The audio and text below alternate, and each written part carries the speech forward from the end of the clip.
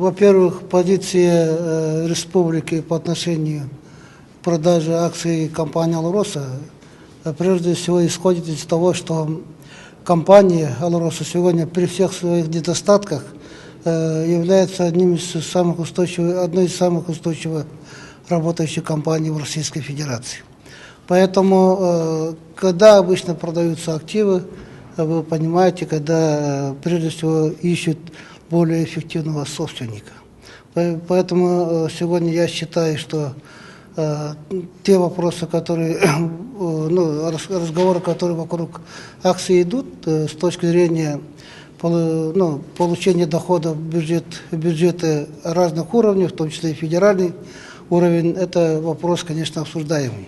Но что касается наших акций, имеется в виду, которые принадлежат собственности Республики Саха-Якутия, и они были решены уже соглашением с федеральным правительством о том, что сегодня компания остается под контролем государства, и наши акции участвуют в этом процессе.